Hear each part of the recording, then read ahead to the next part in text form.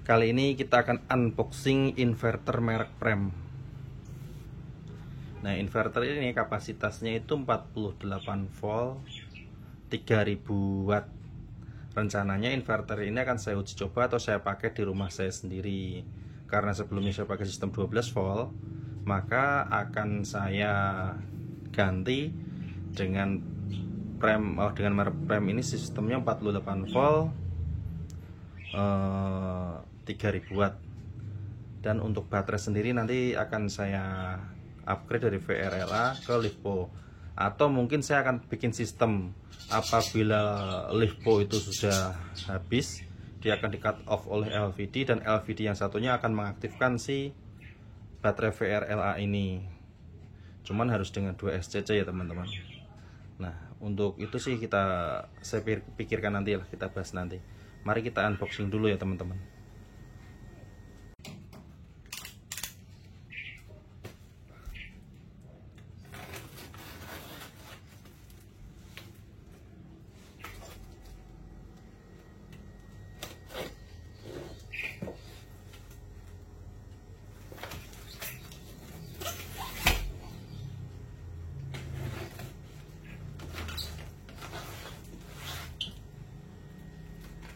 Inverter ini saya pesen baru semalam sih, saya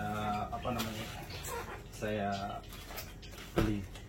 Sebelumnya kita udah chatting, udah lama, saya diskusi, penjualnya baik teman-teman, ramah. Saya tanya apa aja tetap direspon, responnya pun sangat baik, dan pengirimannya tuh sangat cepat ya teman-teman. Tadi malam saya check out, pagi jam 9 itu barang udah sampai rumah saya. Jadi emang tokonya itu bestseller banget, recommended lah. Nah, ini dia nih. Ini ada buku manualnya,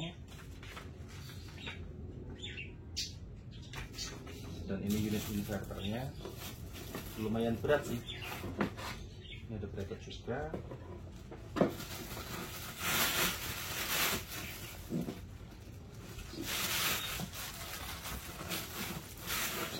Wah, lumayan berat. Ada kalau 20 kilo ya. Wah, ternyata kita dapat itu teman-teman. Dapat kabel jumper ke baterai juga. Wow, mantap nih. Selain harganya yang mantap, isinya pun juga mantap. Tapi untuk kualitas ya kita coba dulu nanti.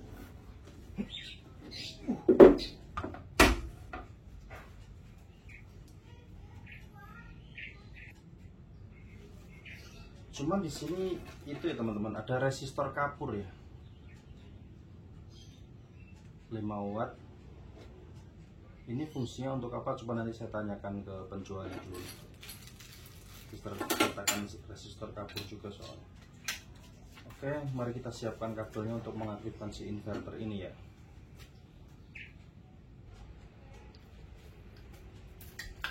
Nah, ini udah saya siapkan kabel, cuman pakai NYA ya teman-teman, sama ini pilot lamp. Untuk coba boleh lah, cuman kalau untuk penyambungan secara dipakai sehari-hari jangan ya pakai kabel ini ya, kurang karena efisiensinya nanti.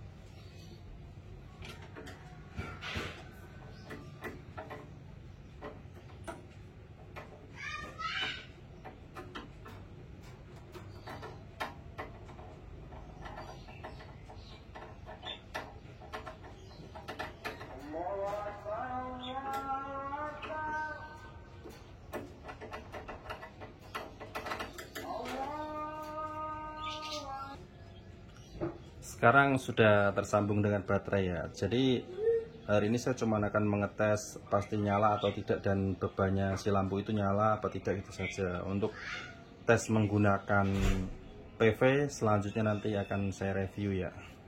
Mari kita coba.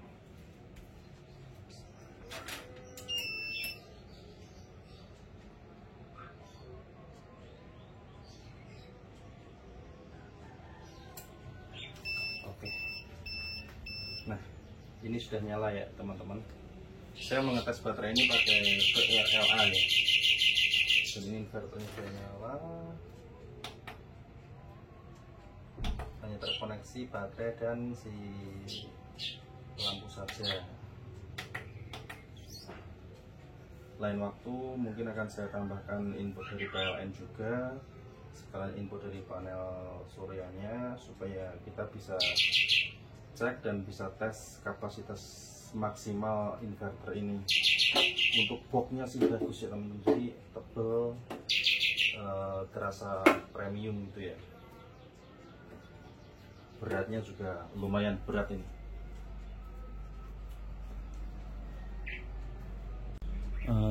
Jadi gini teman-teman, saya beli inverter prem ini tujuannya karena saya kan bergerak di bidang listrik sama di bidang plumbing. Nah, di beberapa proyek listrik saya yang kelas menengah ke atas lah itu ada pemasangan solar panel.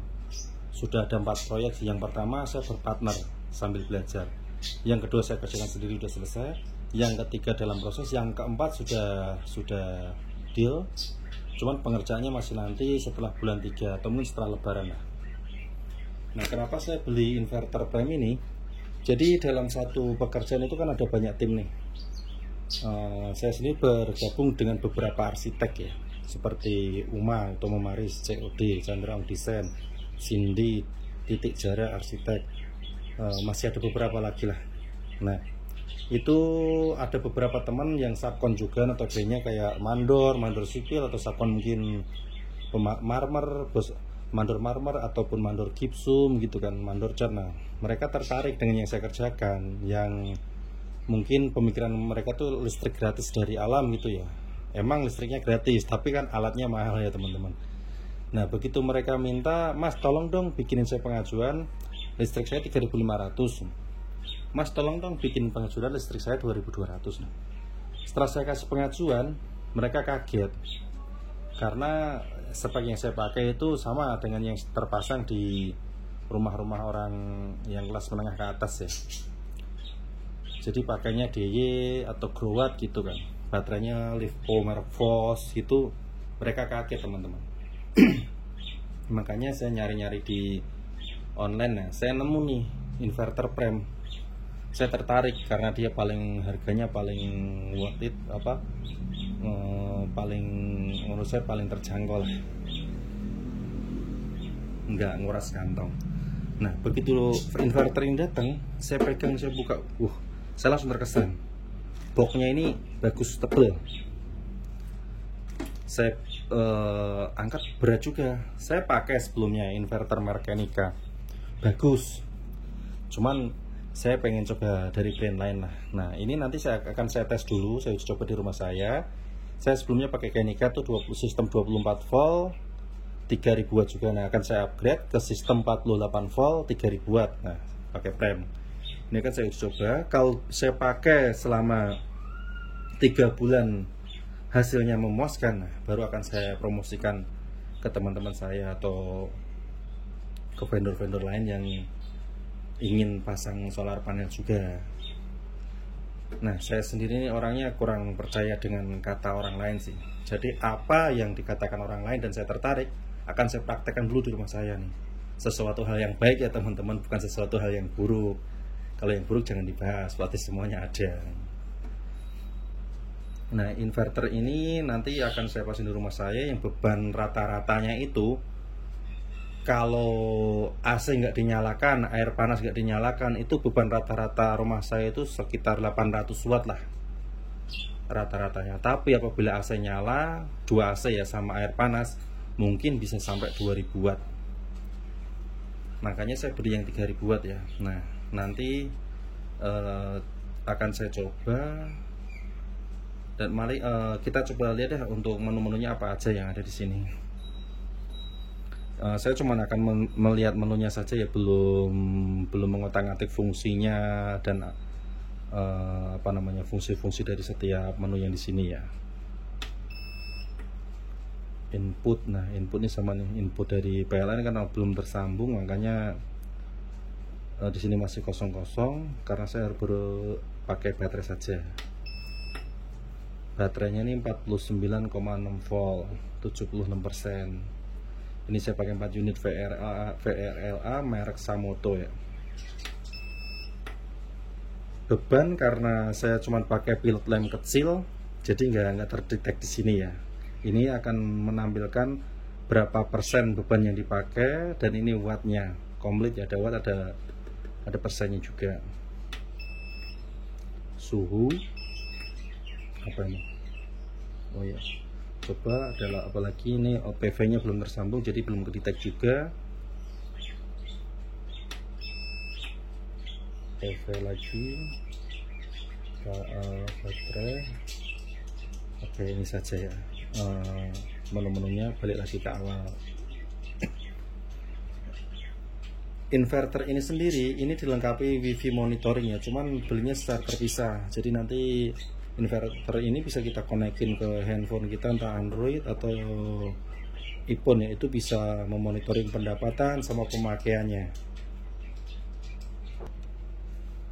Nah, inverter ini sendiri nanti sistemnya akan saya samakan dengan panel ATS tanpa jeda itu ya teman-teman. Nah, itu panel ATS tanpa jeda yang akan saya pasang untuk proyek Amethyst, yang solar panelnya 14.500.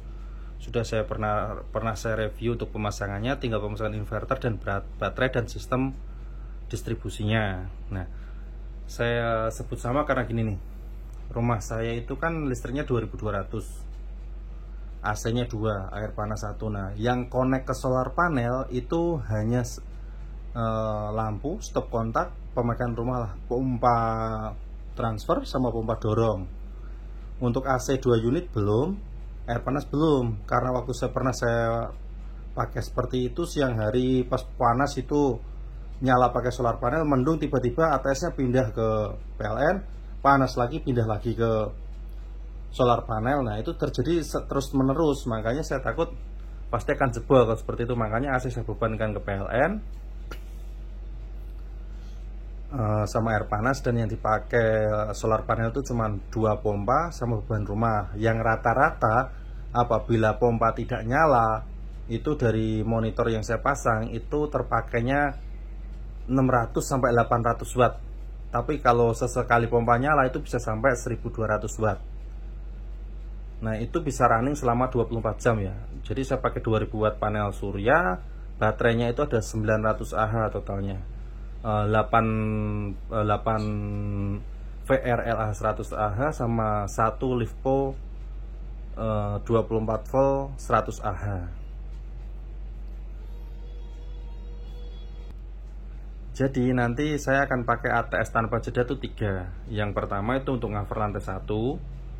Itu saya setting di batas bawah, apabila 48 volt dia baru akan berpindah ke PLN, atau mungkin paling rendahnya 47 ya, itu masih oke lah.